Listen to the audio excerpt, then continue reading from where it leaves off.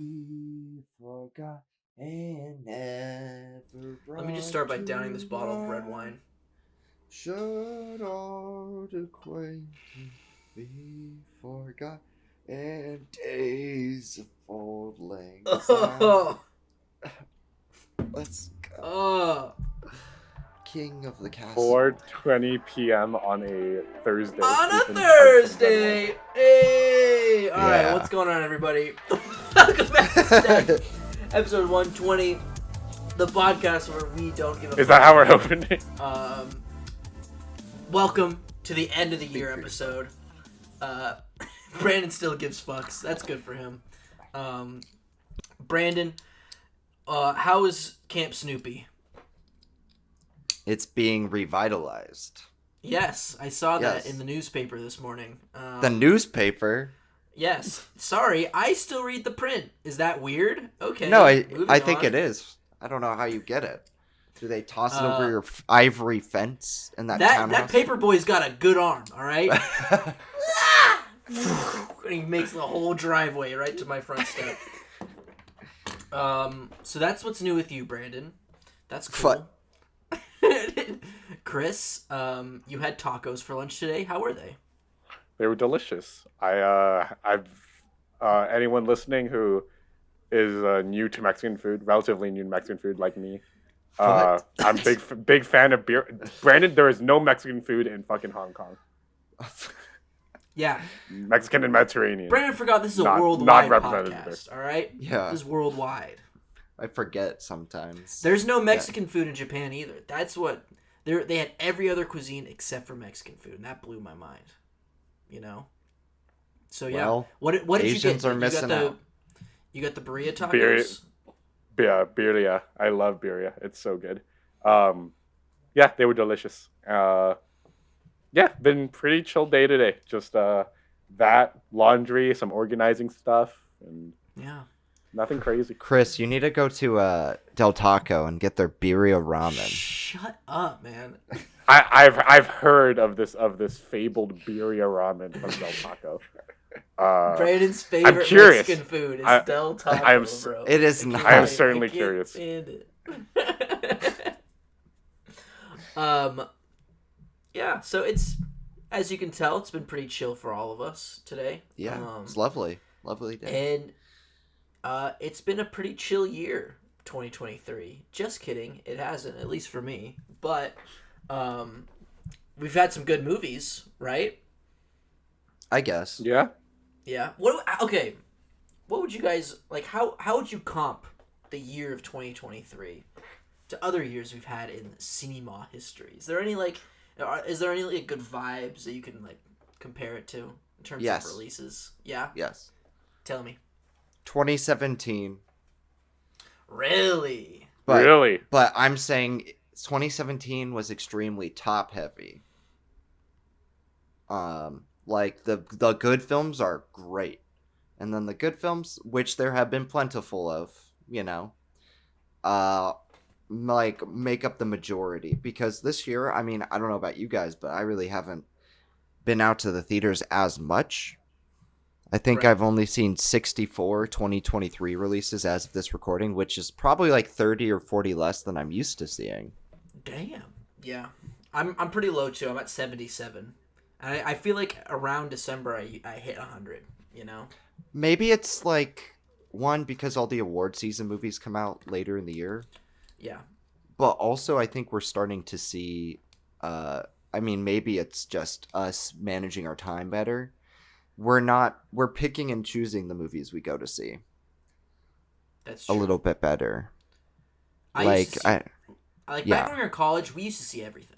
Like know? everything. Like two Everything. movies a week every Thursday. We'd use that A-list right up, Yeah. We'd eat that shit up. Mhm. But nowadays, we have we now have better things to do. We have better ways to spend our adult lives, But I guess we can use this as a point to talk about films that we haven't seen yet. I know Chris, you have sort of compiled up a list. I feel like we should talk about these out of the way, so nobody who's listening to this episode is really, waiting for these movies to be talked about. So maybe we can get these 2023 blind spots out of the way before we get into the real meat of the episode. So Chris, do you want to share some of the releases that you've missed that may not be talked about on this show? Sure. Okay, I'm just gonna rattle off the ones that like are noteworthy because like there's a bunch that are just like, oh, okay. Like I didn't see Wish, for example, but I doubt that would leave a big impression on me. I ain't seeing it. Yeah. Okay, but just to rattle off a few, at least ones that I do not currently have plans to see. That might change, but we'll see.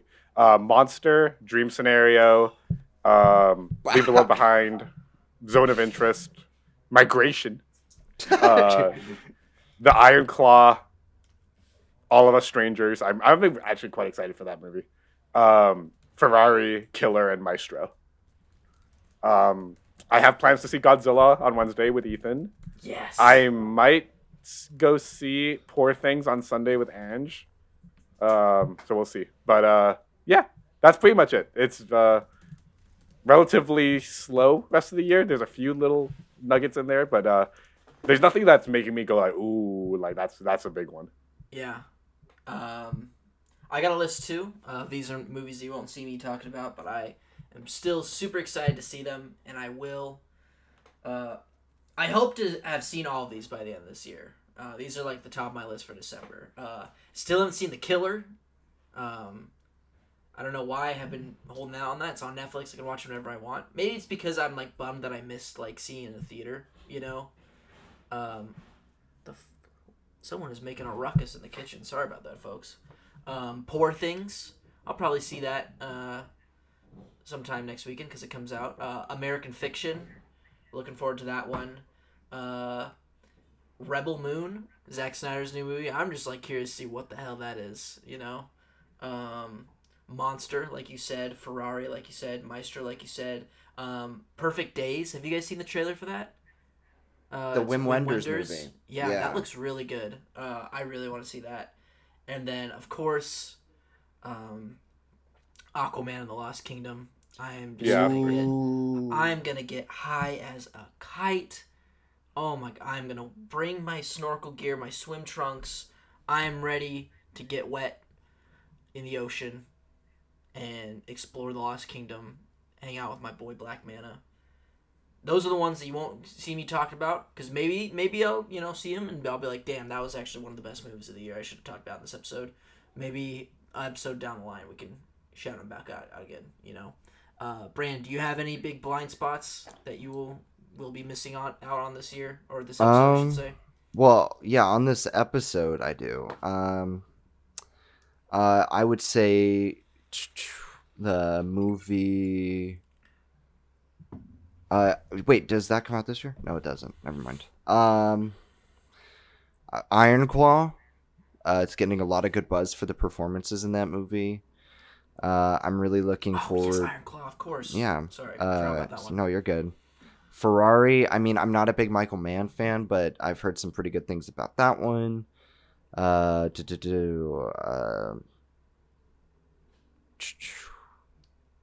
Color Purple. I'm actually looking forward to that movie to see what it's like exactly, because I really don't have an idea of what to expect. Me too, because I really liked the original, and I'm still trying, and it still holds up, So I'm still trying to see the point of why this is being remade.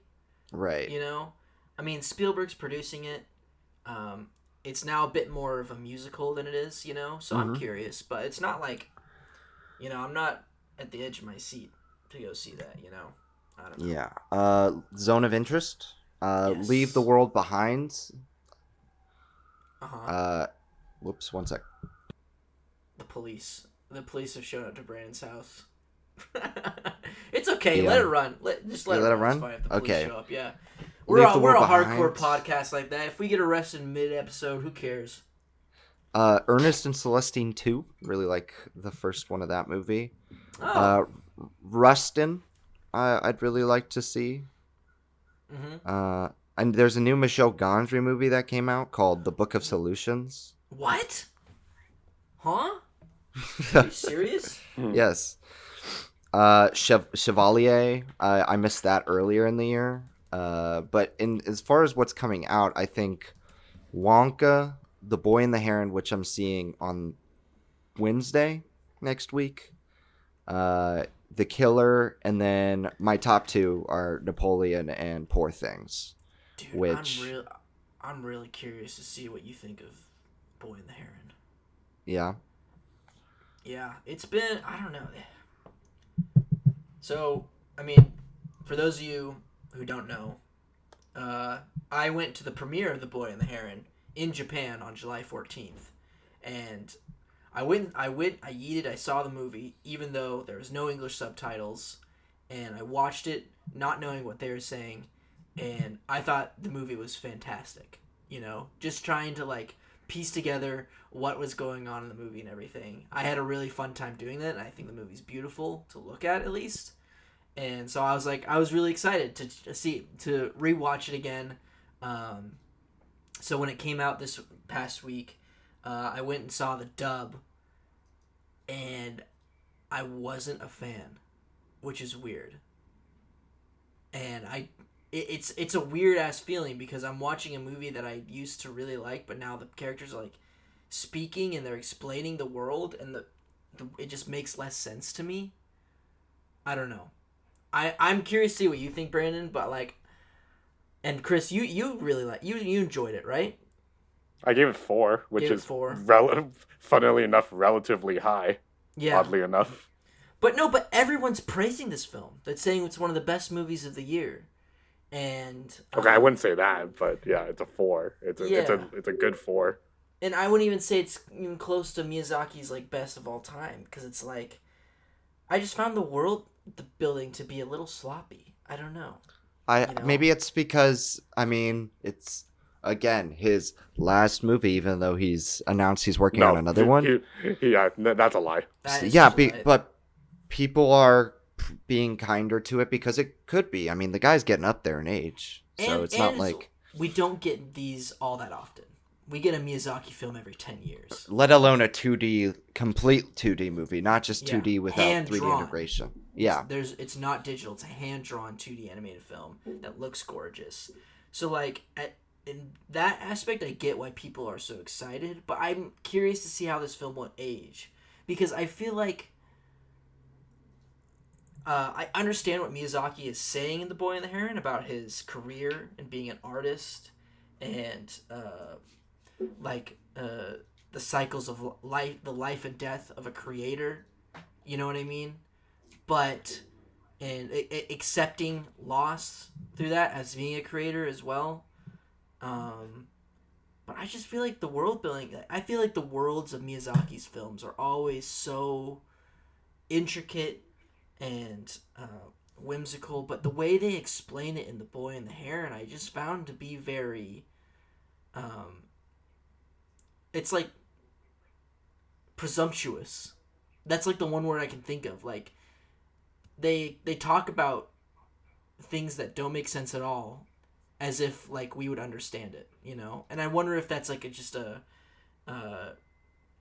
that's just the dub that's doing that, but I don't know. Okay. I mean, it was nominated for the National Board of Review's top 10 of the year, which is hard to crack because the MBR is like not really like international centric awards place. It's like the AFI, they're big into like American features only, so the fact that it made it is kind of surprising.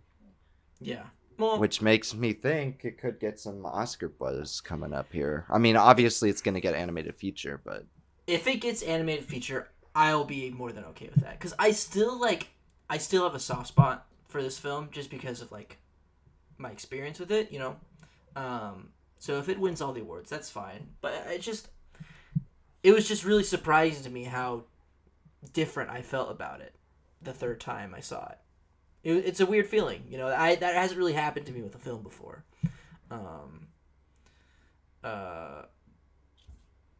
yeah, okay. Let's start talking about actual best of the year, because this was I gotta say, this 2023 was amazing in terms of movies. Personally, I am so shocked how many 4.5s I gave. I gave out 19 4.5s or higher to films this year.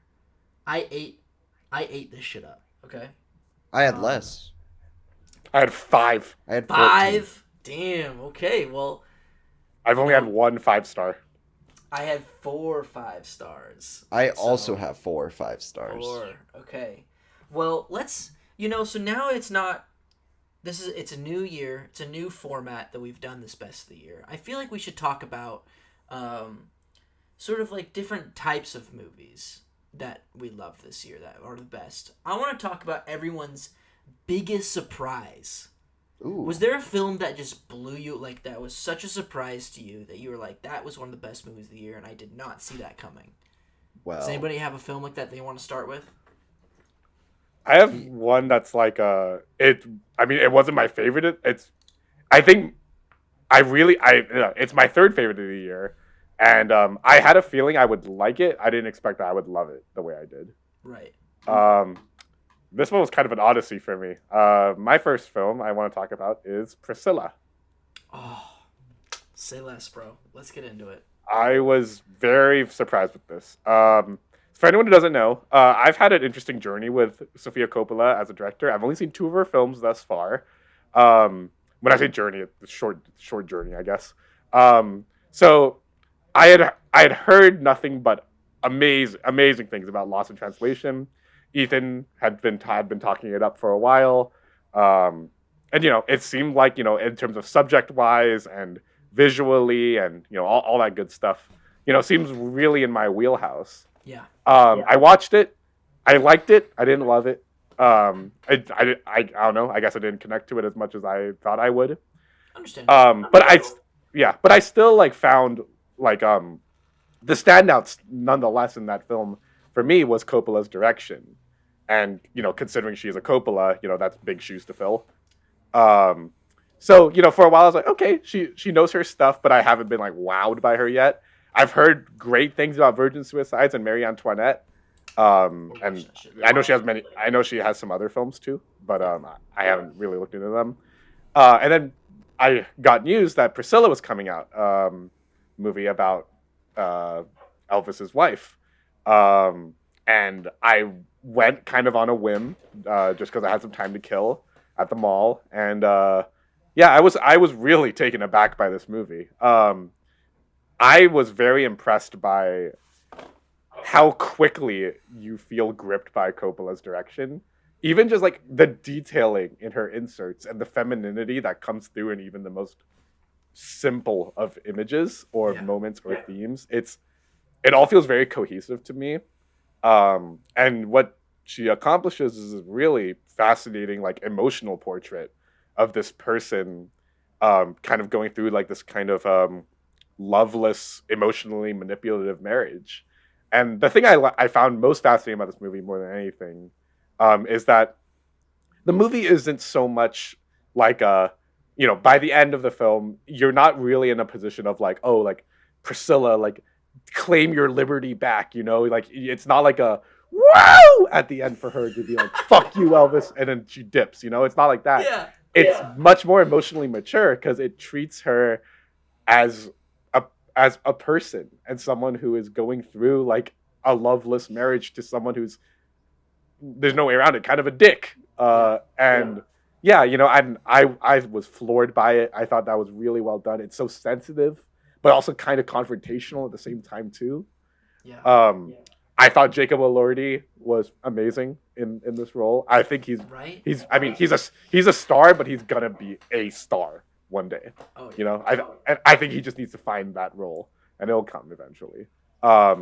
The actress who plays Priscilla is amazing, Kaylee Spain. Yeah, whatever. She doesn't get talked about great. enough. Everyone's talking about doesn't. Jacob Elordi as Elvis, but it's fucking Priscilla's movie, man. She needs to be front and center, and Kaylee Spain does it. The amount of resiliency that she conveys as Priscilla, just like dealing with all this abusive behavior and fame and riches, it's like, and how she has to like, she composes herself, yet that there's so much emotion boiling inside her. Yeah. It's fantastic. And I hope she gets nominated for Oscars because of it, I think so. Yeah, I hope so too. And I also think like, just as a whole, I'm worried she won't, but I would love it if she does. It's too packed this year. Yeah, this is a tough year for I mean, acting. I think this year is pretty tough. Great, insane performances this year. God, Priscilla's gonna get 0 nominations at the Oscars. no, don't say that.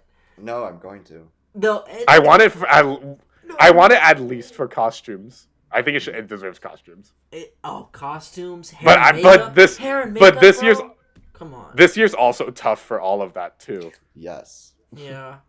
This is a tough year. Dude, Because so much shit came out this year.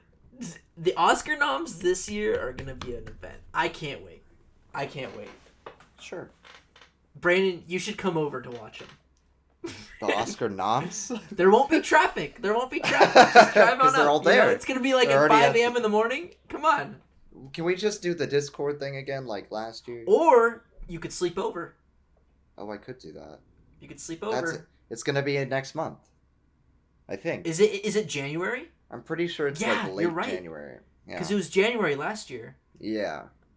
We all woke that's up gonna be together fun. and we live streamed it together, except Yeah. for Chris. I was sleeping. He was Join sleeping. us. He can still sleep, but he just has to know that's what's going to be going on downstairs in the house. You know. I liked Priscilla, I just didn't love it as much as you guys did. That's fair enough too. I think it's like... Oh my gosh, sorry. Do you have like a dog? What? Yeah, go tell him to shut up. Sorry. I thought I'd let some cool air in, and it's never... And you let in a yapping dog instead. But when it comes to that film, I just think it's got a great message. But honestly, it's the execution by Sofia Coppola that deserves the most credit here. I don't think it's... I think, honestly, the writing is quite bad at times. Like, I found it to be sort of laughable at times, and then at other times I'm like, wow, this is incredibly subtle. But the balance tonally is like, it's not as out there as the Baz Luhrmann Elvis from last year, but it's there still. It's kind of kooky, and I think that's like the quirky style of that's Elvis. Coppola. Like that's Elvis and Coppola. You can't be kooky. I know, but Elvis, you know? but on the same token, it just feels sort of odd still. And he's drinking. Oh, he's drinking more wine straight out of the bottle. I got something to say. But keep going. And I think the performances are good. I think Jacob Elordi and Kaylee Spaney are very good. But it's like I never quite believed her like love affair, but I also thought it was extremely interesting because in the era that we're living in with Hollywood and stuff like that, and seeing basically a man who is worshipped by a bunch of teenage girls go after just like a normal teenage girl, it makes you think about like what it would be like for a pop star or somebody who's like famous in the teen community to go after. You can't say no, or I mean you should, but you can't. It's like the golden ticket. You know? Yeah. It's like you know, that power dynamic, right? And that's fucked up. That's the best part of the movie, because I think it nails that in a way that I don't think I've ever seen another movie do. Right. Yeah. Because like, you know, when you're watching the movie, right? Like I remember when Elvis first kisses Priscilla at that. Was it like the second date they go on or whatever? It's not really like when I watch it. Isn't it his house? Yeah, he literally just comes. She comes over, yeah, and like they kiss, and I remember just being like, "Ugh, gross." Yeah. But like at the same time, if you put yourself in the shoes of this girl who's deeply infatuated with the biggest star in the world at the time, yeah, it's great. Like I don't blame her, but it's like that. Imagine if your celebrity crush in high school, like, just showed up and was like, "I want you." Like, what the fuck would you do? You know, right? And you're 17 years old. As a kid, you're gonna go along like, with it. You probably would. Yeah, you know, but that shit's gonna like buck with you for the rest of your life. You know. Yeah. Absolutely. Yeah, and like, I mean, granted, like I said, I haven't seen many of her other films, but. Like, man, I could tell Coppola is like feminist director with a capital F. Yeah, and like it works amazingly in her field. Chris, we're gonna watch Virgin Suicides. We're gonna watch very Antoinette. Good. Like that. she goes back to those two, like specifically those two films with Priscilla, in terms of like, she is, I think, what makes Sofia Coppola work as a feminist director is how she, like I talked about, she is able to talk about the power of resiliency in women and what they have to like put up with in their life, and the way she conveys that with like, her films are very quiet, put together, but but it's also very, the situations are very toxic that these characters are in, but it's still in like a very quiet setting, and she always is able to convey such intense emotions boiling beneath the surface of each frame of these women, of what they're going through, and the way she like does that with like the use of color. I want this movie to win a cinematography award. Like I mean, I don't think it'll win. I want it to be nominated because like I just love the way this film is shot. It starts out very it's the lighting's used with very pastels, and as like she gets more corrupted, more groomed by Elvis, things get a lot more muted and grayed, if you watch that as the film goes on, and it's just like, oh, it's so brilliant. Sofia Coppola, she's probably top 5 directors for me. I love her to death. So I'm glad we're talking about this movie because it wasn't a surprise for me because I knew she had that in her, and it met my expectations. But I'm glad we got to talk about it. It was better than I expected. Yeah? Because I'm not the biggest Coppola fan, but I do recognize, like, she has a lot to say subtextually. And I wish there were other filmmakers who would learn from that in making films, especially about this subject matter. Yes. Makes it more compelling to me. But absolutely. Brandon, do you want to talk about a surprise film? Yeah, I mean, nobody else liked it. But, I didn't hate it. With Willem Dafoe. I liked it. No, I liked it. And I honestly like it more because you love it. Evelyn and I loved it. Okay. Yeah. We went to the theater. We both like Willem Dafoe. He's a crazy, kooky guy. Yeah, he is the best. I mean, who doesn't? He's got such great range. You can see him in like a comedy, like a Wes Anderson movie, or see him in a more normal role, I guess, with the Florida Project. But then he does Lighthouse, stuff shit like that, yeah. Inside, where essentially he's pushed to the limits because of like psychological torture, essentially, right? Right. And I love movies. Everybody knows this about me if you know me personally. Like, I love films that are set in one location. Yes.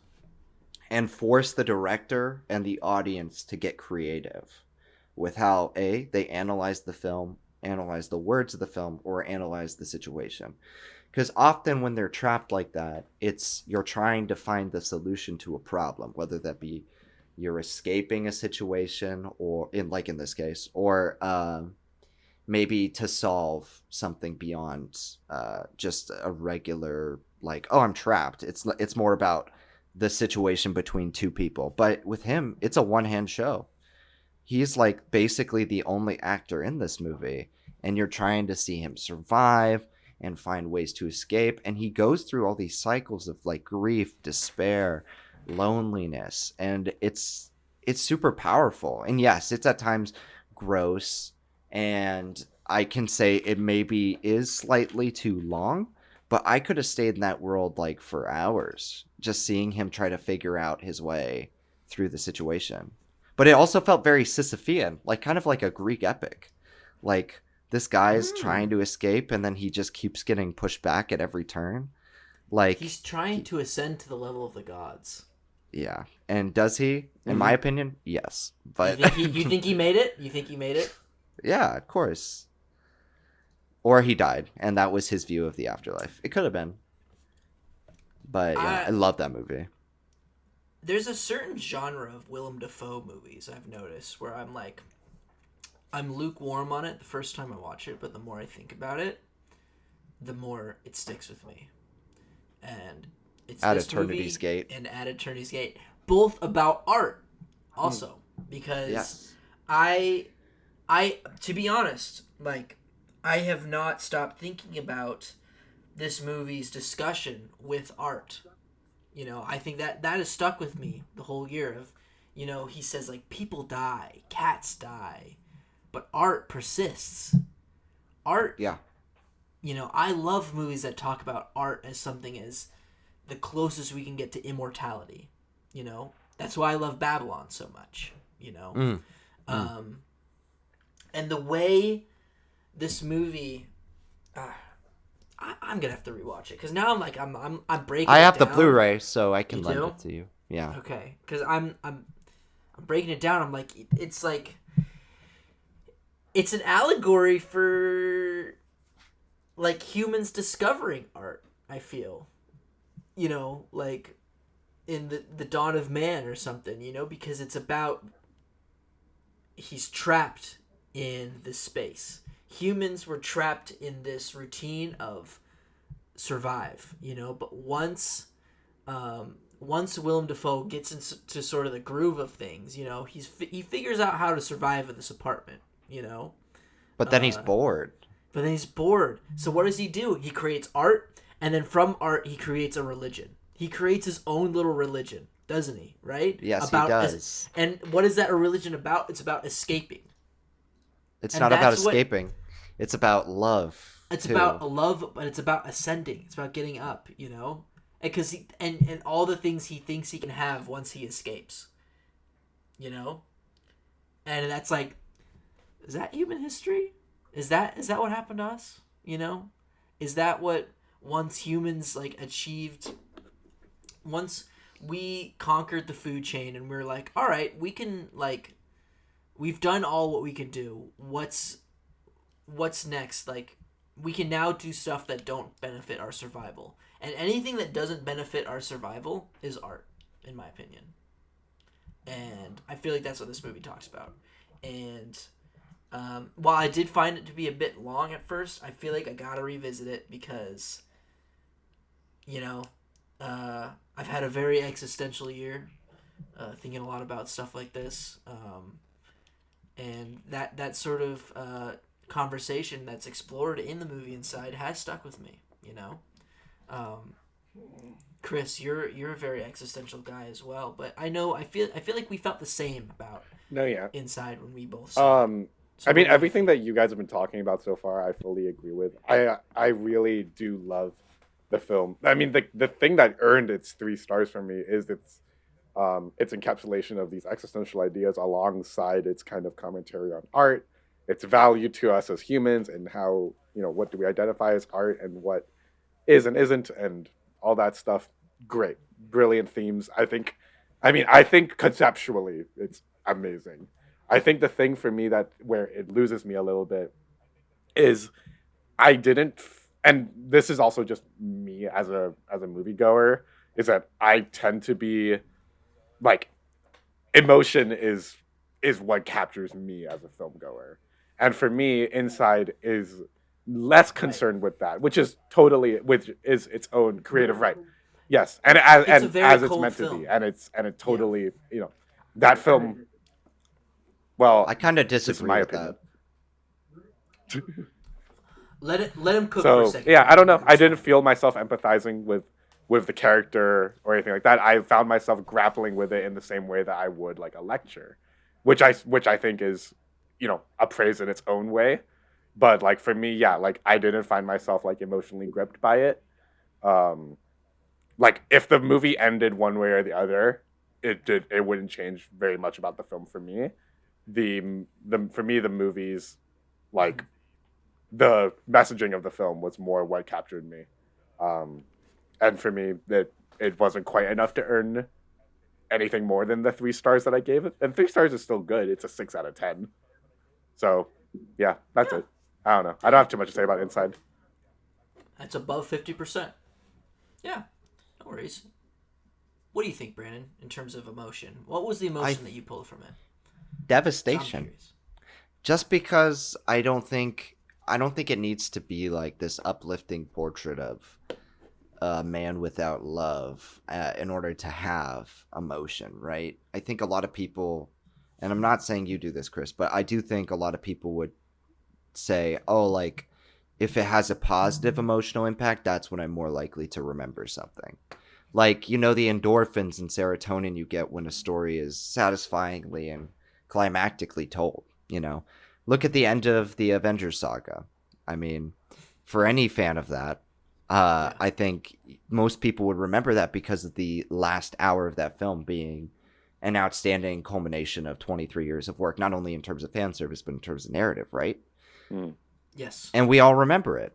And we all love it pretty much, with the exception of, you know, the haters out there who justifiably so hate on the conglomerate that is Disney. But on the other hand, I think a lot of people, when they look at something and they aren't satisfied necessarily by it, and have this, there's an ambiguity and a sadness over all of it. I think we as humans tend to not grapple with those emotions. Whereas this film boldly, in my opinion, chooses to like take us through this guy's mental breakdown, and essentially it turns into hope because there's nothing else to turn to. Right. And in that way, I find it a really compelling dissection of what it means to be like have faith in something, but also to lose everything at the same time. And that is emotional inherently for me. And I can understand it's very cold because it's very isolated and there's not a lot of changes in the setting because there can't be. Yeah. But I would disagree that it lacks emotion. Maybe lacks connection is better. Well, I think emotion's a very subjective thing. Right. You know? Right. Mm-hmm. So, you know, what I will say is it has the best use of any Radiohead song in a film, probably outside of Incendies by Denis Villeneuve. When they use Pyramid Song, when the credits hit, I started tearing up. I'm not gonna lie. See? Yeah. And outside of probably Slumdog Millionaire, probably the most human feces I've ever seen on screen as well. that bathtub. That's that big crazy. Big old fancy bathtub. That could be a class message in of itself, you know. It could. All better the than feces in Saltburn. that high quality bath. Oh, we are not talking about that movie on this episode. Better than the entirety of Saltburn is that. That's its one. You get to say its title that many times. We're no longer talking about that movie. I don't want to hear it. Anyway, Saltburn is my. No, I told you no more. Okay, let me go for a little second about my biggest surprise. I know neither of you two have seen this film, and I really, really encourage you two to check it out because I think you would both really like it. It is an Italian film. Stay with me, Brandon. No. It is The Eight Mountains. I'm out. He's already out. That movie came out last year. He's gone.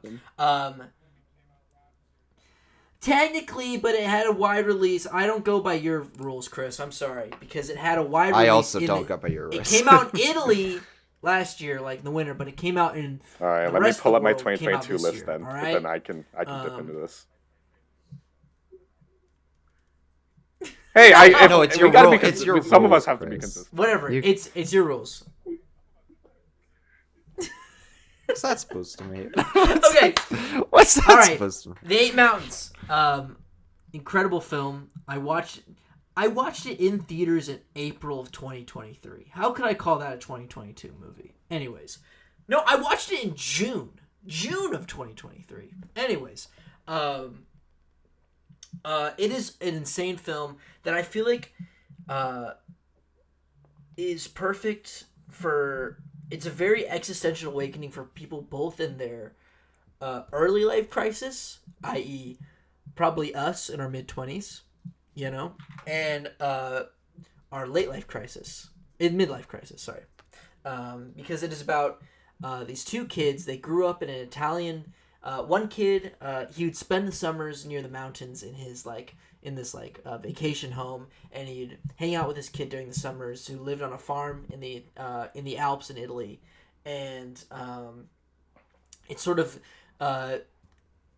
talks about how these two kids grow up to become men and the different lives that they live, and it is an insanely powerful film about talking about how should one live their life, you know, and it brings up this insanely poetic allegory or sort of lesson story of the eight mountains, um, and it's basically it talks about how um, there's I think it's Nepalesian culture.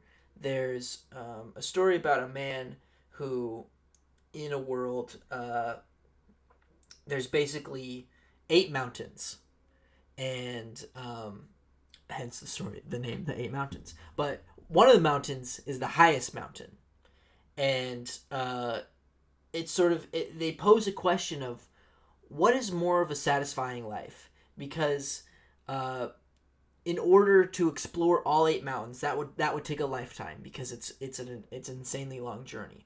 Or you can explore the tallest mountain, which will equally take just as long. But once you get to the top, you can see all eight mountains from there.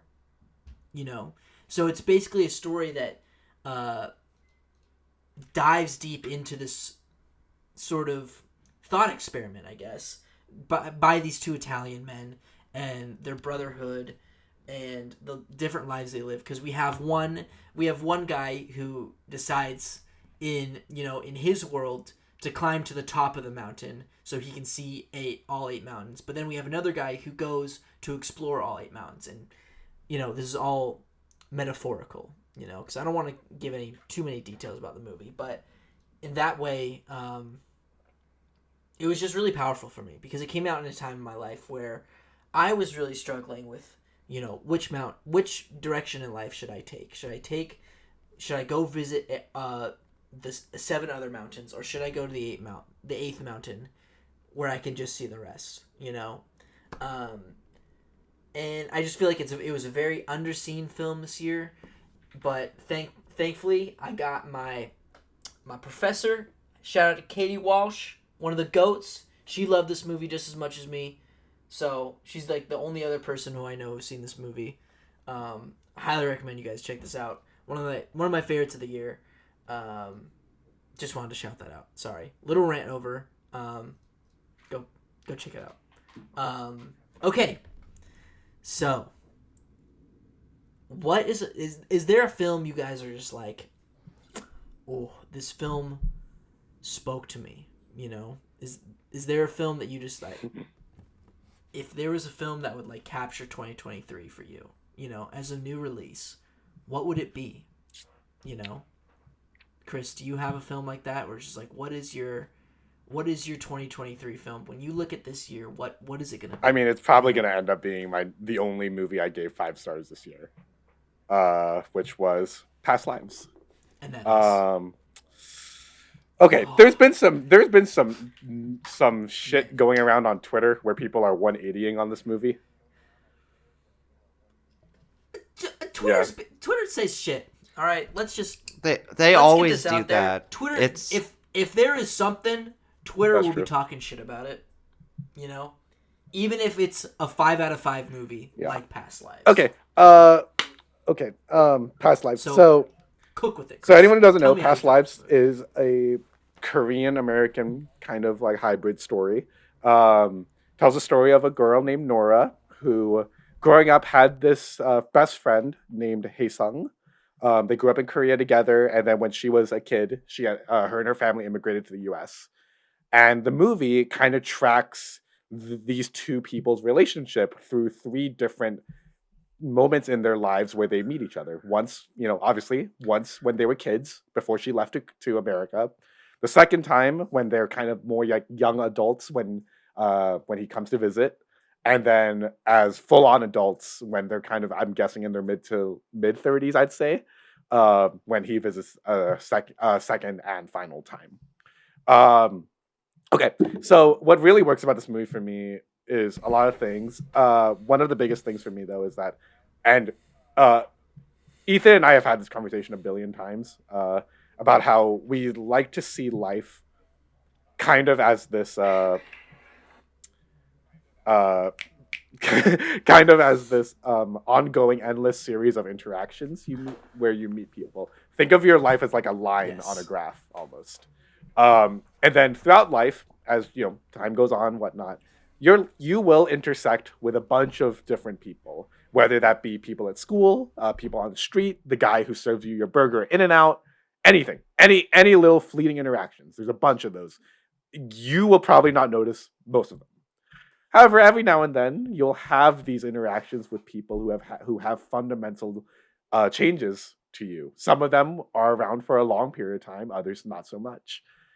What this movie does really well for me is that I feel like the film's director, Celine Song, does such an incredible job of not only immersing us into the intricacies of this phenomena, but also diving really deep into the emotional nuances. Um, it's like, and the story, yeah, it's a love story. It's a story of unrequited love, a person who two people who have these Yes. kind of shared feelings that they never really processed, and it was always just the wrong time. Things just never worked out in a certain way, and blah blah blah. It's all stuff that we're all familiar with just as humans. This is very normal primal things that happen to humans all the time.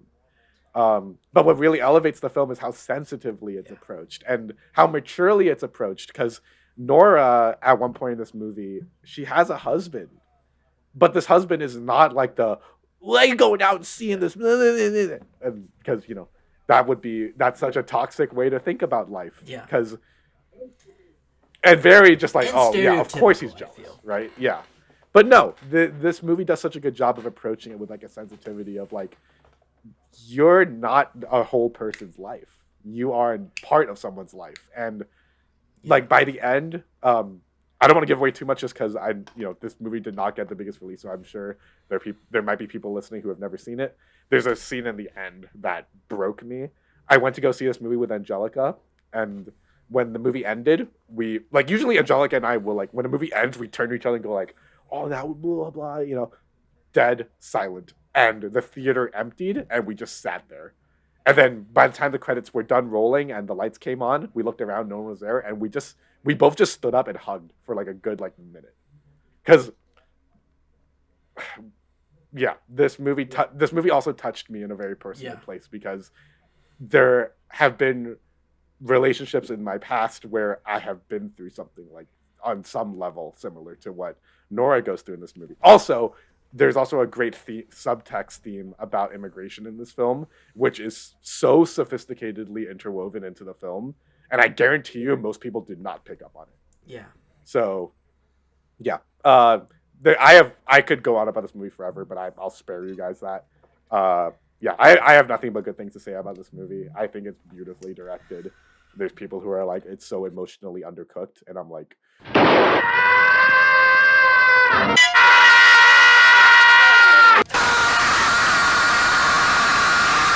Damn, I could hear that from downstairs. Chris and I literally, okay, for those listening, whenever we record on Discord, Chris and I are like, we're literally like, there's only a ceiling between us. I literally live right below him now. So He I'm lives in sure the that'll pick up on my sub-basement. mic. Yeah, I live in the basement.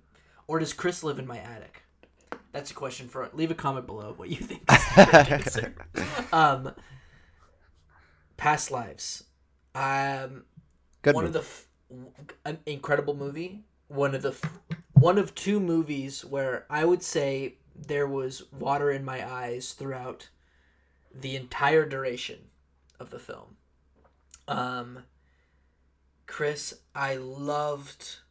Oh my god, it was therapeutic to hear you say about just like this film. This film teaches you. This food. This film teaches you that you are not someone's life. You are a part of someone's life. When it comes to relationships, and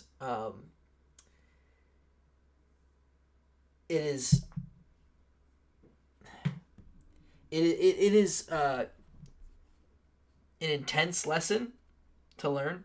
I feel for some people, and for some people who haven't gone through some certain situations, I feel like that's why they felt very emotionally distant with it. You know, I know we have Yeah. mutuals who said they got nothing from this movie. You know, and to that I respond, how lucky are you?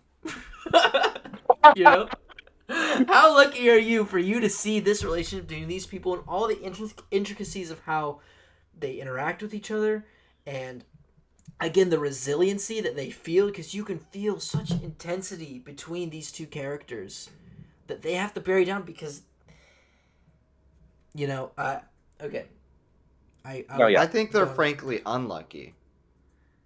they're maybe I Here's guess in my their own reason. in because its what own is way. Yeah. because what is it to be alive than to experience such intensity like that, right, Brandon? I just think it's to feel that emotion and to like not experience a bit of life like that is like a missing part that I think everybody needs to feel at some point. Because I think a lot of people think life is cut and dry, super easy. And adulthood is learning that it's not, and that there's a lot more complexity to the way people think and feel. Yeah. Physical and emotionally, Yeah. big time. Yeah. Right, because it's like to look at it in a black and white, unnuanced way is to neglect that the world is so massive and that us as a society is not able to comprehend the idea of connection being like the way it is in this film.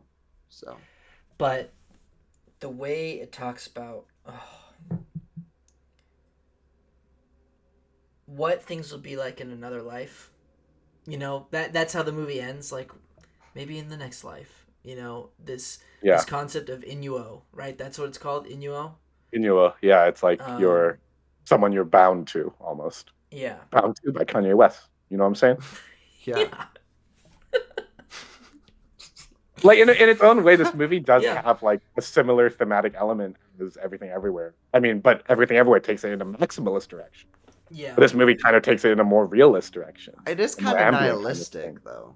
Oh, absolutely. Yeah, it's like what can we do? But it's like make our peace, It's sad because I never want to watch a film where, in essence, the question is whether or not settling is a good thing. Yeah. Because it seems to be like that's what the message or main conflict of the film is. Yeah. It's like the thing is you never know. Like the world is built on possibilities. Like the butterfly effect, It's not like if one thing changes, how does that change the rest of your life? Yeah, that's true. Yeah. That's the thing that's so fascinating about this movie to me. It's like the idea of, in another life things might have been different, but also at the same time, like, throughout the film, right, obviously as an audience member, we are positioned to want them almost, we're with them on that heartache of like, oh, it'd be so nice, but we meet her husband and he's a nice guy, he's awesome, and they're great, and I'm also rooting for him, and like you don't, it's almost like I don't see the circumstance or the characters as protagonists and antagonists. I just see them as people. And it's not like she doesn't love her husband. No. My favorite scene in the movie. My favorite scene in the movie is when he starts to like question. He's like, "Am I the bad guy in your story? Am I the bad guy in the story?" When they're in bed together, and she's like, "There's a reason why I'm here. I'm choosing to be here with you in this bed." You know. Yeah. It's good. And I feel like that just like that encapsulates healthy relationships, where it's like, each partner, they're choosing to be there. Because you don't have to. You don't have to be there. And that is just, well, I mean, there are I know there are a lot of toxic relationships out there where there's a lot of, we just talked about Priscilla, I feel like Priscilla... Oh yeah. She didn't realize until pretty late on that she has the choice to be there or not, Right. And we saw that tragedy play out, but then we saw a really healthy side in past lives where she's like, "No, I am choosing to be here with you." Yeah. And that just like Oh, it is such a roller coaster of emotions film. You know, Yeah. Yeah. crying. I You're agree. crying for different reasons in each scene. You know, you're like, Yeah. oh, this is so beautiful, but this is also so sad. You know, yeah. This was a very special film, and I'm glad I wanted to talk about it this podcast because I've been brewing on it all year. You know, I saw it in June, destroyed me, and I've been thinking about it all year. But I'm glad we got to talk about it. Brandon, Yeah. give us a film, bro. What a Anatomy of a Fall. Anatomy of a Fall. I knew you'd talk about It's it. just It's number like one. let's get into it is tailored for me. It's Yeah. No, bro, I'm not kidding. Opening scene with that dog going downstairs, I was like, Brandon, this is so like very coded for Brandon. Yeah. It's Just the branded mystery, the coded. courtroom, the intricacies, the psychoanalysis, it's all there. It's like when you watch a film. I honestly like that first scene didn't capture me, but it intrigued me. You know.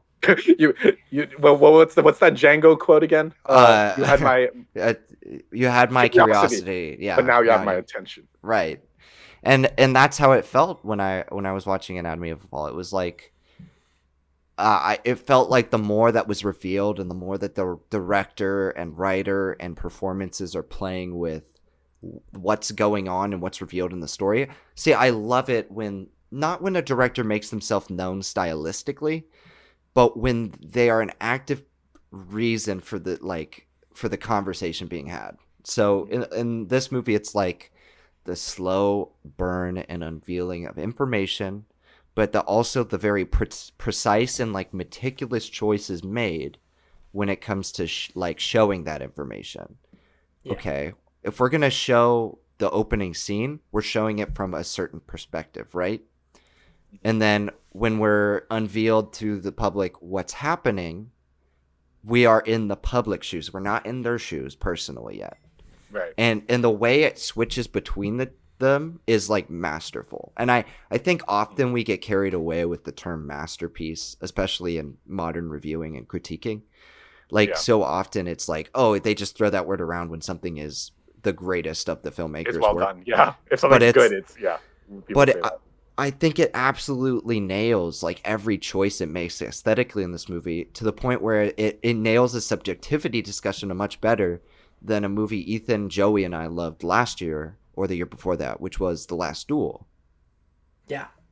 Where it's like, okay, so we have these characters and multiple views of a situation, much like in Rashomon, but as the viewer, we're supposed to determine what's real. But in actuality, that's not the point. No. It's more so dissecting us as humans and like our decision making and why we think of certain people as bad people, why we pick sides, and identity and politics and all of that, and psychology, and it's wonderful. You can pull so many different things from it. You can view it in so many different lenses, or you could just have fun with the mystery and the ambiguity of who killed this person or who maybe just died on accident. Yeah. Or maybe he committed suicide. There's so much that could happen. And in that, it has infinite replayability, which is something that I think is severely lacking for most cinema. So, True. Speaks to me. One thing, I thought this film was great. I thought The Last Duel was good, but the reason why I think Anatomy of a Fall, in terms of how it plays with subjectivity, is so much greater than The Last Duel is, oh man, and it still pisses me off to this day that Ridley Scott, he insisted upon a truth, which throws all of that narrative out of the trash. All of that theories of subjectivity, gone, down the drain, where he explicitly says, now here's the truth. Here's what actually happened. That is not what you do when you're making a film questioning, when playing with theories of subjectivity and questioning reality itself. That is not what you do. That is the biggest red flag. And even though The Last Duel, I feel like in every other way it's a fantastic film, he screwed the pooch in that one subject. In that one, it was literally in one title card, and it lost me. And if they were to do a director's cut or just a slight edit, if they literally did a director's cut and they just took out those words and just said, "Here's her side of the story," then I would be like, oh, incredible, 9 out of 10. But they didn't do that. But Anatomy of the Fall, while I do think, oh man, it is a dense film. I have never watched a more intense court drama. Yeah. I feel there, pretty dense, but I like it. No, of course. People have their own levels of how they can keep up with things that are being said to you. Whereas me as a guy who loves Rashomon, one of my favorite films ever, that is a lot more of a visual exploration of subjectivity, where I feel like this one is more dictated. And while the dictation is very yes! Oh my god! Shout out to Tori, my favorite roommate, for bringing me Costco pizza. Tori, can you get on the mic and say what your favorite film of the year is right now? Oh god. You can name a few A if she needs to. surprise hit for Tori? Yeah. Oppenheimer. Oh. Oppenheimer. Oh. Hey, we should talk about that soon. We'll get Talk to about it. that We'll next. get to it. We'll get to Oppie. Okay. Well, Yeah, thank you to we all Oppenheimer love Oppie. for making it Tori's best movie of the year. Do you got a couple more? What do you want to shout out? No, and Bon Appetit. Bon appetit. Thank you. Thank you so much, Tori. All right. Is that a movie or is she telling you to eat well? It's pizza. It's Costco pizza. All right. We'll talk about Oppenheimer. I feel like we'll talk about Oppenheimer later. For me, Yeah. Anatomy of a Fall was I feel like every year, and I've noticed this, I feel like every year, once a year, there is always a movie that comes around that you both see before me, and you are both huge, huge fans of. And oftentimes they are films, oftentimes they are foreign films, and oftentimes very dense material in there. Because oftentimes I don't seek out dense material, because I guess I'm not as brainiac as you, Brandon. That's not necessarily true. I don't know. I don't tend to go in for that kind of thing typically. No, I get it though. You want to go out to the movies. You're not going out to read. To read a fucking textbook. Yeah. Right. But Brandon, we're kind of freaky like that. We don't mind watching the Blue Beetle from time to time, but What? Yeah, that one was dense. Oh No. man, that one was dense. Yeah, lots of attack with Blue Beetle. Anyway, Anatomy of a Fall. Yeah. So I said to myself, all right, I'm gonna go. I literally remember I went to the AMC Burbank 8, the one in the mall, and I went to Sbarro for dinner, and I took myself in and just plopped myself on that seat and said, I'm gonna sit through this whole thing, and we're gonna do it. Man, first 10 minutes I was like, okay. 15, I forgot all about it. The movie just took me. And, man, this movie works. Yeah, I think I've talked about. I might talk to you guys privately about this. I mean, not on the podcast. That at first I was like, okay, so who are my suspects? Who do I think? Could it have actually been a suicide? Could it have been an accident? Was it really her? Was it I even spent a minute thinking was it the dog? But then eventually I was like, this movie's not really about this. Granted, yes, it's the central plot, if you will, but it's not really the catalyst for everything. It's almost like a plot MacGuffin in a way, if you will. But yeah, the movie, it's the complexities of politics and the court and how truth is fabricated through what people believe rather than what actually happened. Right. And often, dude, there's this scene in the movie, right, where it's revealed that I'll try and be vague, but one of the characters has been recording some audio stuff, and then they're playing it in the courtroom, and then we cut into the scene that was recorded. It's an argument between the father character and the mother character, and might damn well be the most authentic argument. Yeah. Uh-oh, Chris, we can't hear you. What happened? He was making such a good point too. I know. It's one of my favorite scenes of the year. I'll go talking with it until he gets his audio back up. Okay, wait, this is where never mind. All right, he's back.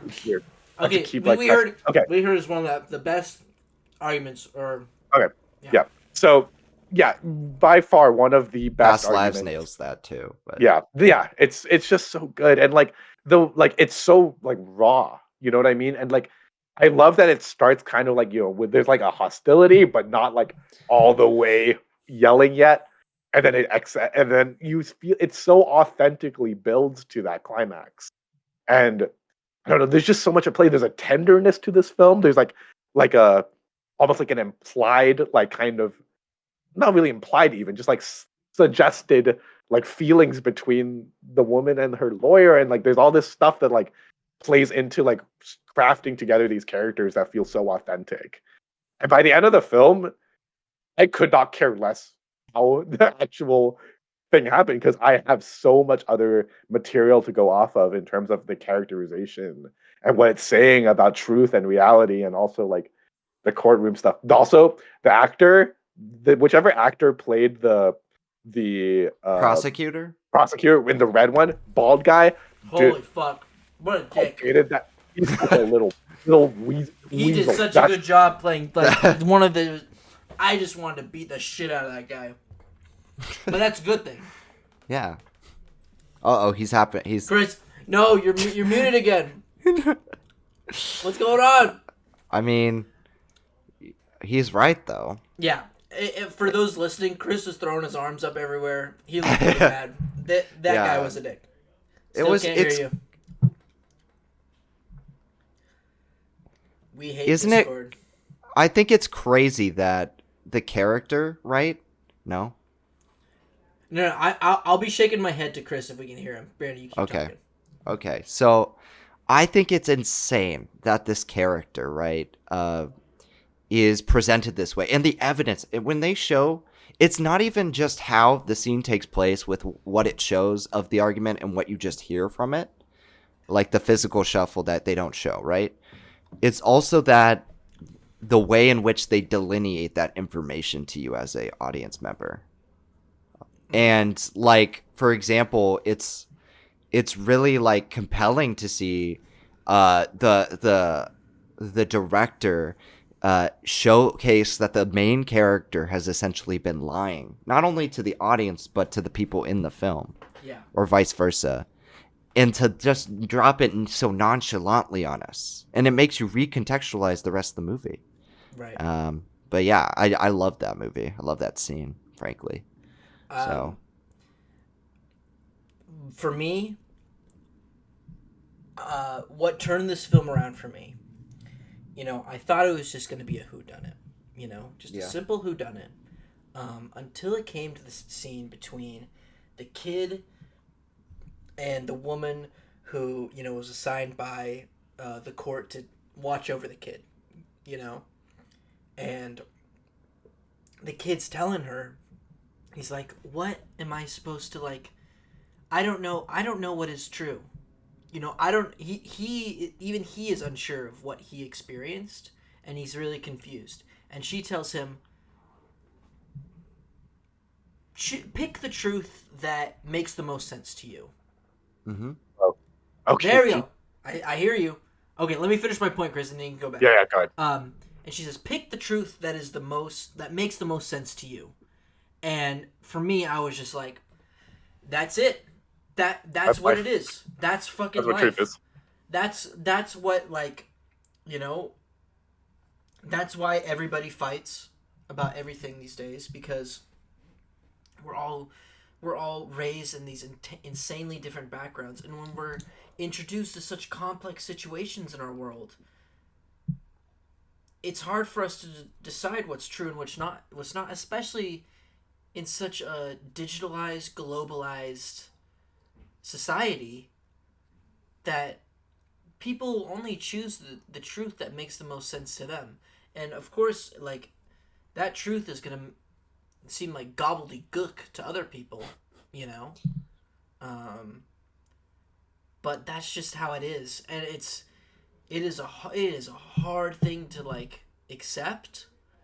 And I don't know what a solution to that would be besides, like, I mean, I don't know. I don't even know, But, like, this film just brings such an interesting conversation about that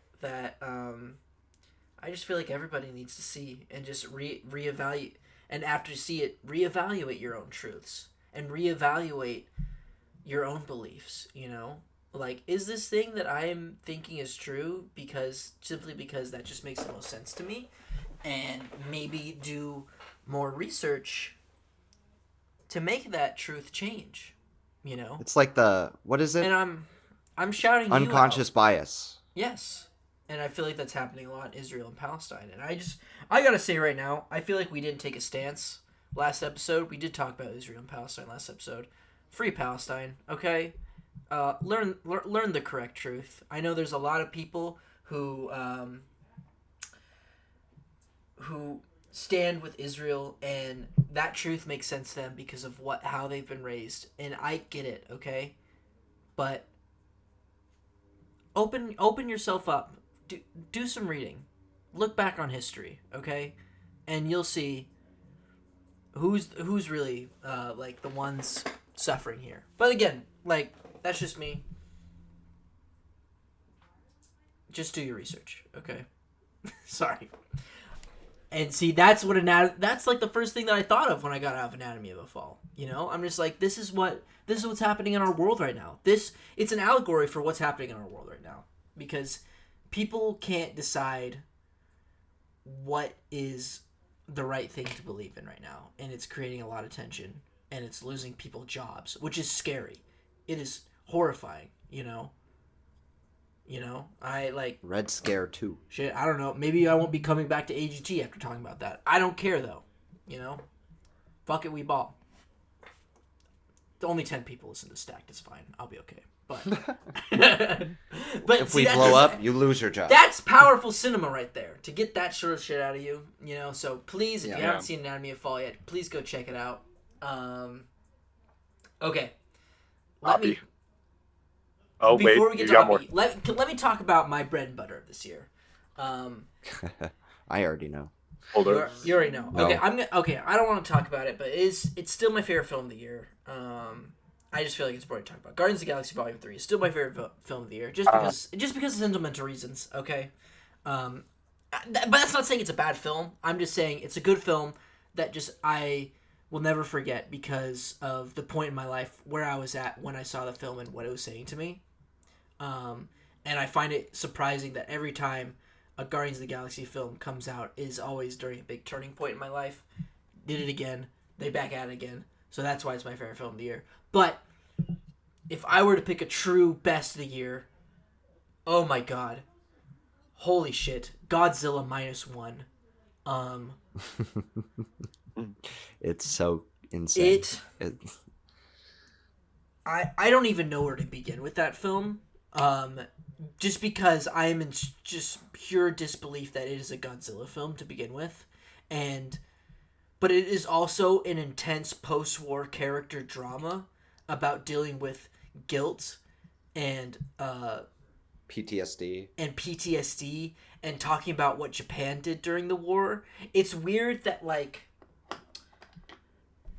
a Godzilla film, a film that represents, God, when he was first created, he was the embodiment of The nuclear weapon. And how Japan was victimized in the war, and 100%. Godzilla, the first Godzilla, is still one of my favorite films because of the allegory and because of the atrocities that we, the United States, committed against Japan, But this new film acknowledges that allegory and further expands upon it because Japan's role in World War II is very complex. I was talking about this with Chris when I first saw the film. Because Chris asked me, he's like, hey, Ethan, did the U.S. teach about what Japan did in World War II before they got nuked? And I was like, no, they do not. But thankfully, I feel like Godzilla -1 is able to capture an allegory that talks about the atrocities that Japan also caused, while also capturing the atrocities that they faced, and just the atrocity that is war itself. it is a character drama first, a Godzilla movie second, which blew my mind. But that doesn't make it any less of a spectacle in terms of, you know, it being a disaster movie. You know, it is a physical disaster movie as much as it is an emotional disaster movie, where it follows these Japanese characters post World War II, struggling with the turmoil of their actions in the war and how their government put morals over people, you know, and how that created a guilt within themselves and what they have to do to end the war that they have internally. And that is brought up by a giant atomic lizard attacking the country, you know? And it's still amazing to watch this, you know, this behemoth destroy buildings and stuff. But now there is so much added emotional value that when Godzilla ever comes to Japan to stomp on shit and knock over buildings, that you actually feel devastated, which is something that I haven't felt since the first 1954 original. And it blew me away. This is the second film this year where I was in tears in some level or form throughout its entire runtime. Yeah. And it is, you know, I'm just so grateful that this exists because this is what Godzilla was created to be. And while I enjoy... Listen, I'm going to be there day one for Godzilla vs. Kong, okay? Godzilla X Kong. It looks stupid as hell, okay? That monkey shot in the trailer is... You mean Dewey from fucking Malcolm in the Middle? Yeah. That's exactly what it looks like. It looks dumb as hell. I'm going to be there day one just because I love Godzilla and my boys. I love the range that this character has become where it can be something like -1, which actually gives substance behind the destruction, or it can just be pure fun. Like, I don't know, Godzilla versus Gigan, Godzilla versus Megalon. You know, we're sort of back to that sort of era, but we also have, at the same time, the shit that made Godzilla such an icon to begin with. Shin Godzilla and now and this. Shin Godzilla as well. I would say Godzilla, Mothra, King Ghidorah, All Out Monsters Attack. I think that's the full title. That title's like 4 sentences long. That one's also a good film in terms of like the substance of Godzilla and what Godzilla represents. But yes, like Shin Godzilla, like the original, Godzilla -1. Honestly, another big surprise for me because I knew a Godzilla film was coming out towards the end of the year. But I was like, you know, I was like, yeah, it's just going to be a Godzilla movie and I'm going to have fun watching it because I love the guy, you know. But this was like, wow, okay. This could be Best Picture. Maybe. Maybe. It has the RRR potential. Not because of it being like... because it's foreign. Yeah, not because it's foreign and not because it's fun, but because it has substance to it, you know. Yeah. I'm sitting there, and I'm not necessarily uninitiated with Godzilla. I've seen 9 of his films. You've seen a good mixture. few. You know, yeah, I've seen 9 is solid. 9 is for Godzilla. There's 40 Godzilla films. I feel like 9 is solid.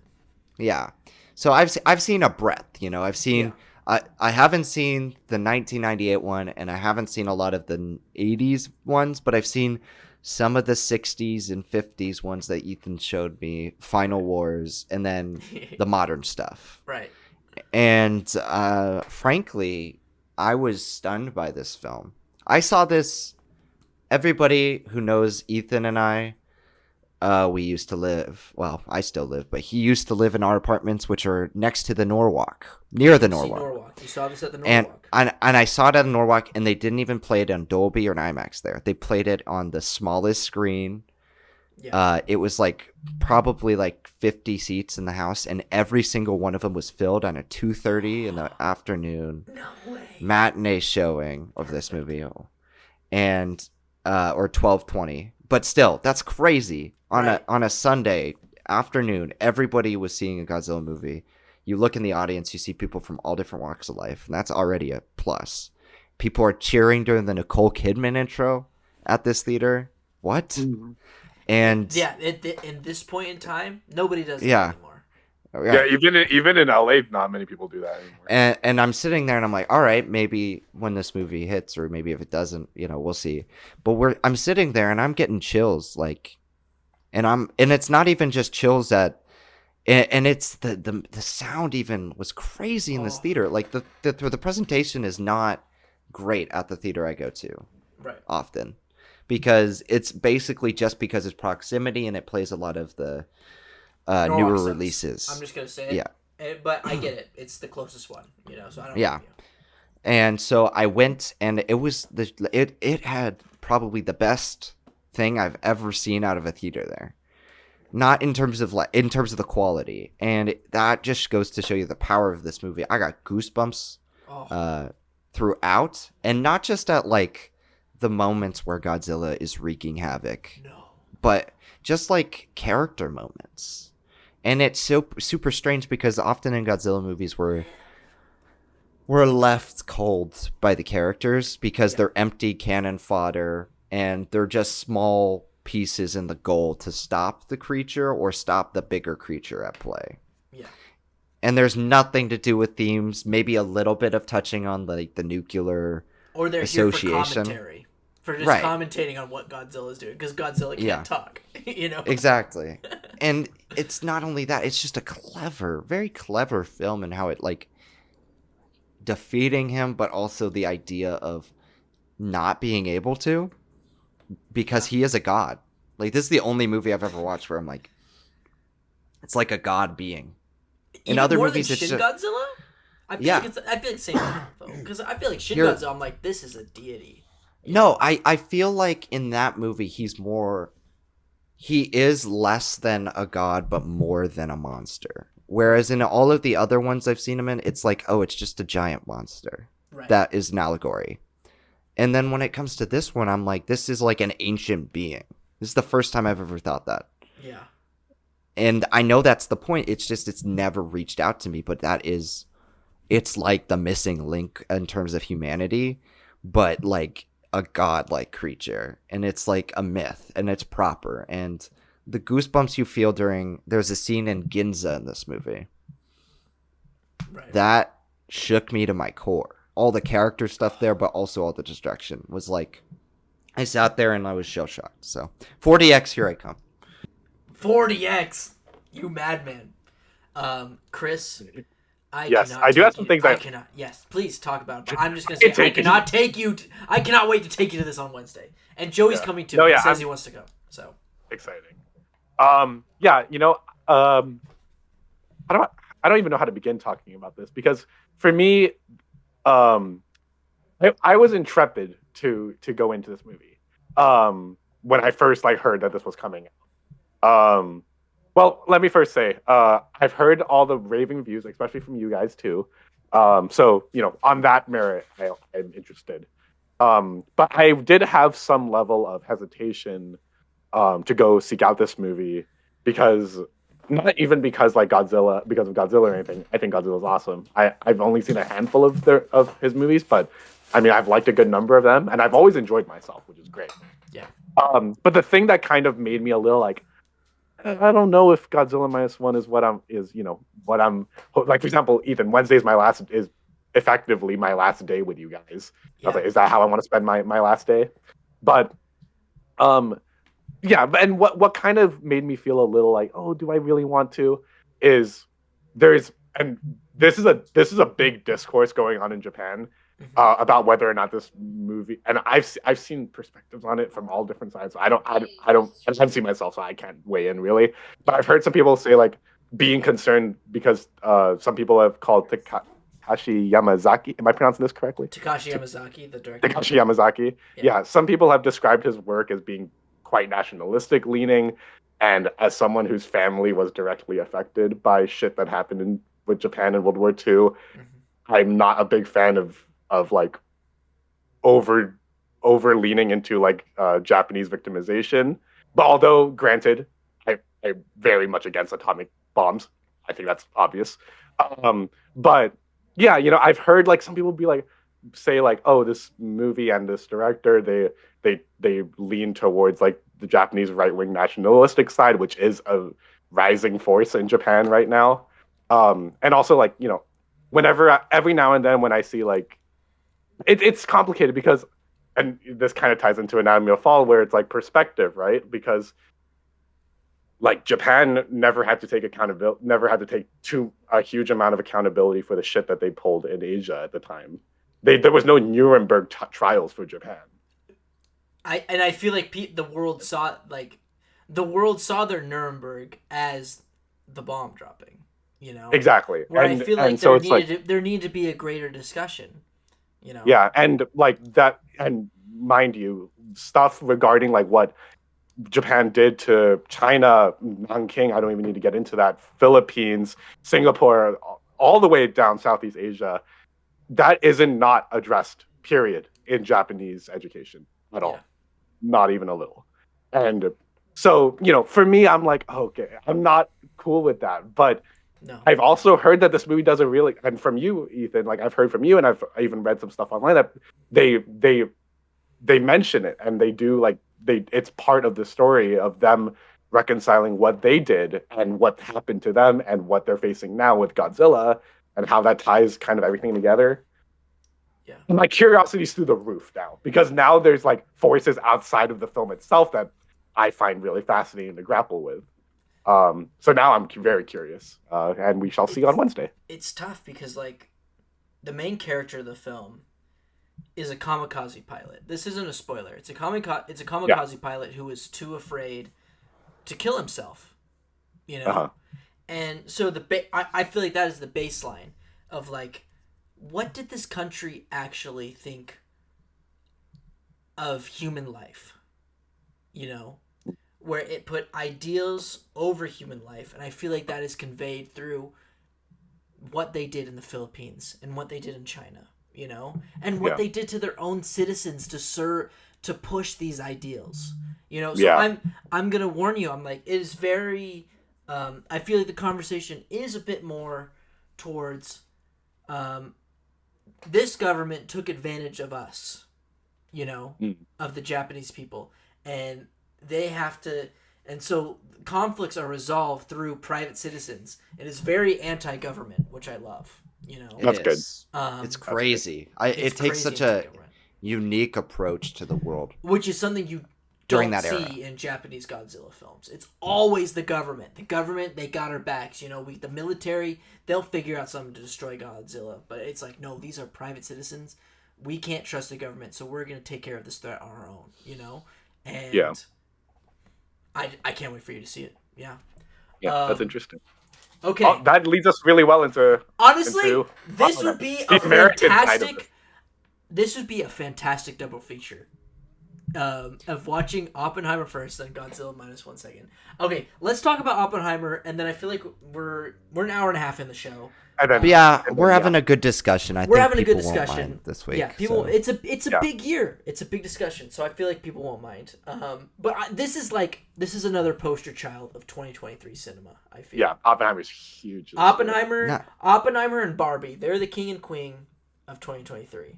Can we all just accept that? They're the king. Barbenheimer. Yeah, I'll give that to them. They define the year. And we can talk about Barbie too, because I love that movie. But it's good. It's not that better than that. I feel like I have now come to the point where I do accept Oppenheimer as a better film. I changed it in my ranking. I put it above Barbie.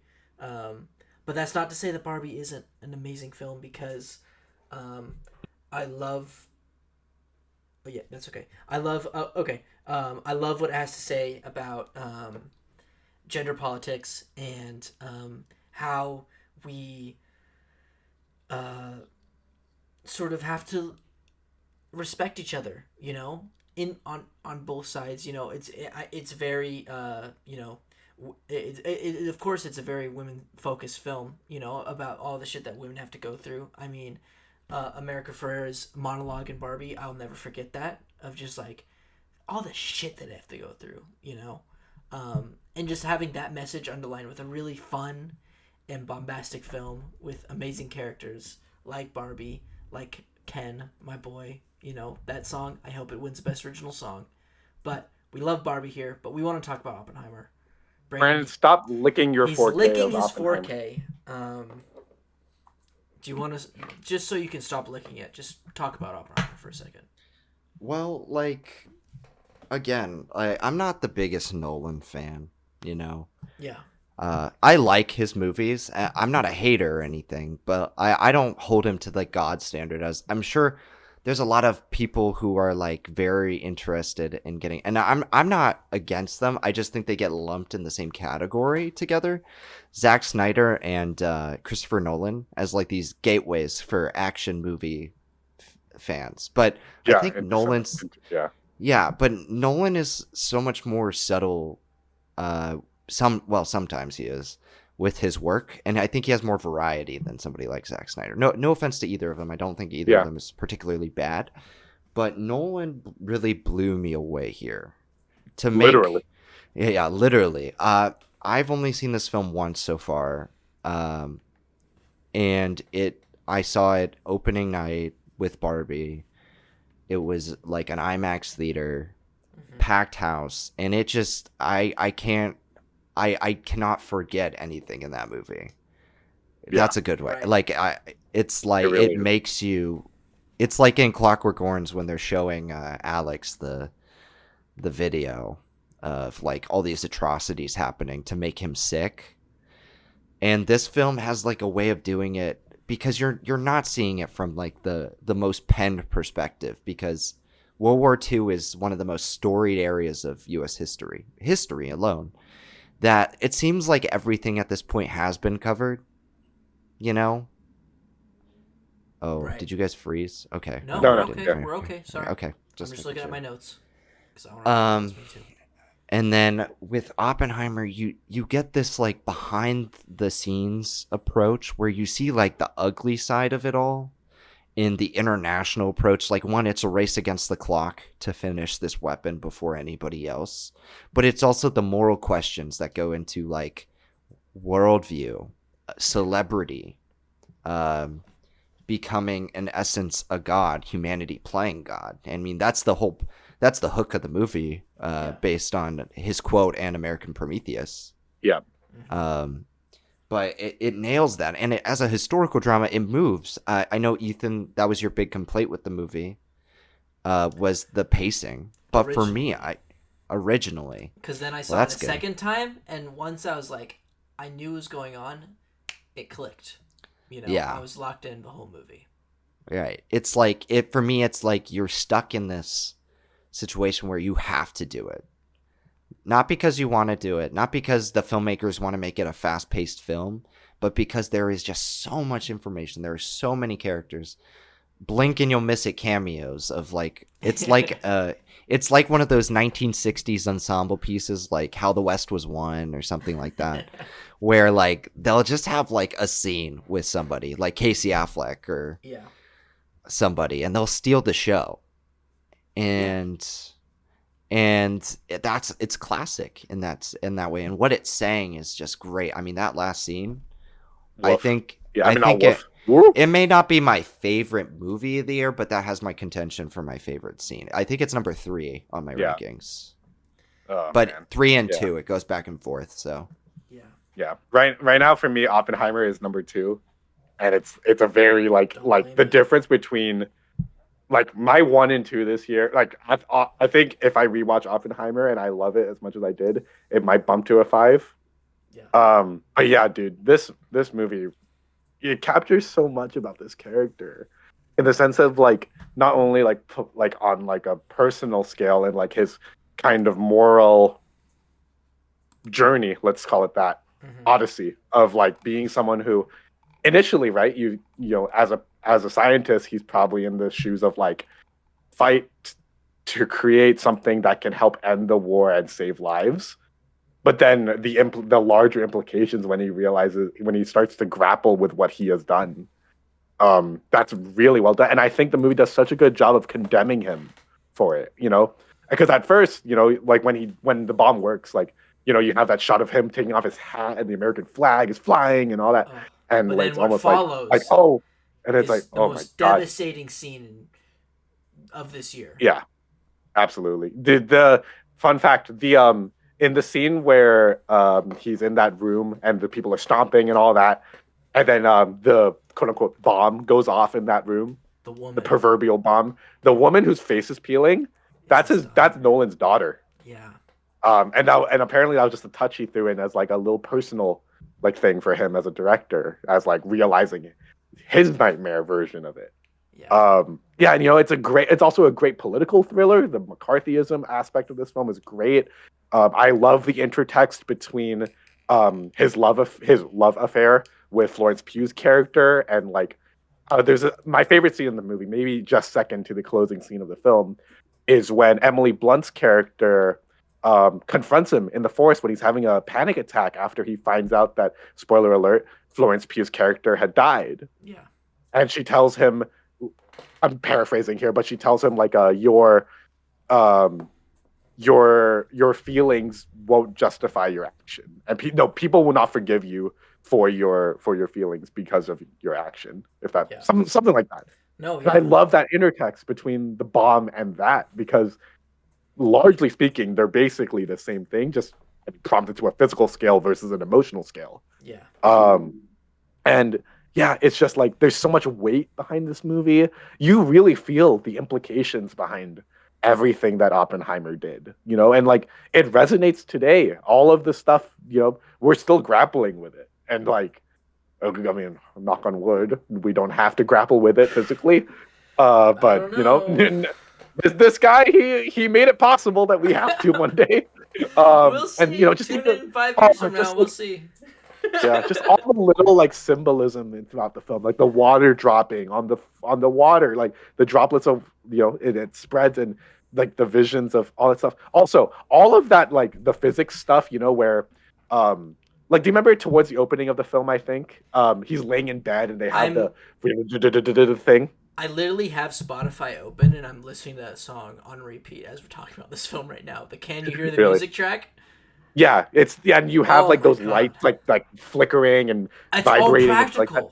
Yes, that's practical on camera. They did just a bunch of crazy shit with like filters and lights and like glass and prisms. It won't get a shit. Best Visual Effects nomination, yes. even though it's a practical effects are visual effects. Practical effects are visual effects. Why is Spider-Verse getting a visual effects? I've never seen an animated film get a visual effects nomination. Unless it's like a 3D, not 3D, like a stop motion film. I don't know about that. Like, this is why I'm a big supporter of the idea of the Academy adding a special effects category versus visual effects. Yes, but I know that they are essentially functioned to do the same thing, right? But because they are separate disciplines, I feel like we should, because in the same way, like production design and cinematography also go hand in hand. It's a different process. It's such a different process. I'm not saying one's harder than the other. It's just it's a different process to create. They won't add an award. Computer generated effect. See, they won't add an award like that because they already combined the sound awards. So if they ever did that, they would just alter it to be best visual or special effects. Best graphics. That'd be great. Good graphics, good gameplay. Also, there should while we're on it, I also think they should add either something in lieu of like a stunt/choreography award, because that's a separate thing as well. I guess pretty sure First Man got snubbed for a similar reason. First Man won the award for visual effects. Did it? Yeah, it did.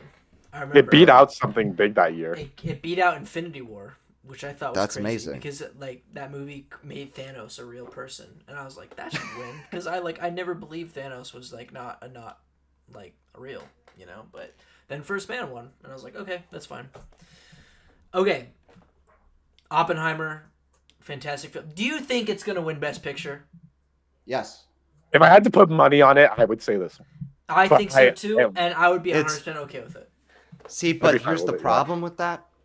It's hard because at this point during the year, there's always one movie that is running away with all the awards. Yep. What do you think that movie is right now?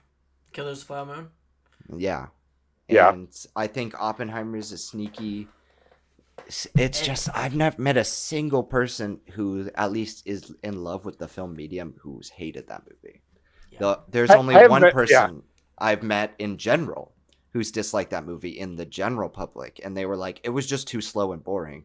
They're not the demographic. Wow, so is the person you met Logan Paul? No. Yeah, he Oh, hated but- Nope. Fuck that guy. Okay, we're at an hour and 40 here. What I would like to do to wrap up the show, does everybody have their best of the year list open right now? I do. Yes. Let's run Rattle down. it off. Let's just run down our top 10, shall we? All right. Can I give one honorable mention? Because it would You be get my top 10. you Yeah. get 3 honorable mentions, so we'll list 13 Deal. films. Deal. 30 Yeah, deal. honorable mentions. Chris, you start with your Okay. 3 honorable Top mentions 10. and then your top 10. And working up to 1 or starting? Let's work up to 1. Yeah. So Okay. start from your So honorable my mentions and work up to 1. All right. 1, 2, 3, 4, 5, 6, 7, 10. Okay. My honorable mentions this year are gonna be Napoleon, Okay. Beau is Afraid, Okay. and Joaquin. let's go He's an with honorable boy. Killer of the Flower Moon. Perfect. Oh wait. Okay. Wait. Actually, fuck Napoleon. I'm gonna throw in Suzume if we're going off Hey, these. all right. Yeah. I'll throw I in don't mind Suzume that. because That movie's movie. fantastic. okay, my top 10 in ascending order. So 10 to 1 is Yeah. The Holdovers, Oh, Teenage Mutant Ninja Turtles, Mutant Mayhem. yes. Are You There, God? It's Me, Margaret. The one movie that only I have seen this year that you two have not. 1001. Next, John Wick 4. Right. Yeah. Next, this movie might change, but Spider-Man Across the Spider-Verse. I just like the vibe. Mission Impossible, Priscilla, Yep. Oppenheimer, Past Lives. That's my list. Okay, Brandon. All right. Honorable mentions. The Creator. Ah. Scream 6. Ah. And The Holdovers. Oh. Nice. Bummer that it didn't make the top 10. Number 10. Teenage Mutant Ninja Turtles. Mutant Yeah. Mayhem. Great I'm movie. not a fan of those guys, and I love that movie. 9. Are You God? That's there me. Are You There, God? It's Me, Margaret. You God. Hey, God. Who Hey, are you? what? Are you Margaret? That's what it's called. 8. right? Are Suzume. you Margaret? Suzume is amazing. 7. Beau is Afraid. 6. Godzilla -1. 5. John Wick 4. 4. Inside. 3. Oppenheimer. 2. Mission Impossible: Dead Reckoning Part 1, and didn't 1. talk about Anatomy it of a all. Fall. I'm sorry. I know. Do you want to it's a talk about bummer. for just a second? Because it's a really good movie. It's inspired by screwball comedies of the 40s and has some of the best practical action you'll see all year. And yes, the VFX in the third act are a bit glaring comparatively to the rest of the movie. So it does take you out a little bit, but for the rest, it's the great part 1 because it functions as its own movie. Best use of AI as well. Oh my god. Yeah. Yes. Oh my God. AI so well is a done. threat. I've never Also- been more scared of AI than in Mission Impossible. Also, the fact that movie came out in the wake of the WGA and SAG strikes, that really elevated the film's commentary on AI. That and The Creator. And I know it's not going to hit for everyone, and it has a very optimistic message for AI. It's like the anti-Animatrix. I just think it deserves at least credit for world building, even if the writing is pretty bad at points. And just how it was made with that budget. right, Sorry. crazy. For listeners, that's Also- a water heater. I live right next to it, and it sounds like a Yeah. steamboat is driving by my house right now. Yeah. Quick side note. I just Googled it. Godzilla -1 was made for $15 million. Okay, but also one thing you have to acknowledge with that, I know everyone's been toting that around. For the amount of how mistreated visual effects artists are in the U.S., it's laid on tenfold in Japan. I've heard. So Same for India. yeah. So that $15 million, people are getting hella abused in terms of post production on that movie. So I can imagine. that's just something you have to because people It's are like, still "Why can't- impressive." Why can't it's impressive as hell? Absolutely, for $15 million, it looks like a $100 million movie. It you looks know? more than that. It looks like more 200 than million. that. But yeah, the working conditions I've heard were worse than the horror stories that you've heard in the U.S. But it's just not reported on because it's a different country. So when people ask for why can't these movies look like $15 million, I'm like, don't you want the visual effects artists to be able to live like Uh, satisfied pay rent lives. and Yeah. have a family. So that's something you also got to think about. Okay, let me do my list. So my honorable mentions: Dream Scenario. Loved that film. Felt like Kaufman plus Ari Aster. What a combo! It was great. Barbie, of course, loved Barbie to death. One that nobody is nowhere near anybody's top of the year lists, but you know me, I can't not shout it out. Ant-Man and the Wasp: Quantumania. I don't. That movie was made for me. All right, whatever. I know everyone thinks it's schlock and everyone hates it. That's fine. I didn't hate it. I liked it. But most people hate it. But it's comforting to me because I love that guy. Okay, so you like Jonathan Majors? No, but he did a good performance. He was pretty good as Kang. All right, if that shit didn't happen, people would be talking about Kang as one of the best MCU villains. Just saying. Okay, Oppenheimer number 10, Priscilla number 9, number 8. Goddamn, I sad I didn't talk about this movie, but Chris couldn't give less of a shit. Asteroid City. Yeah, it's really good, Chris. He gives a thumbs up. Give it a chance. I don't chance. give a fuck about Wes Anderson. I'm happy for you.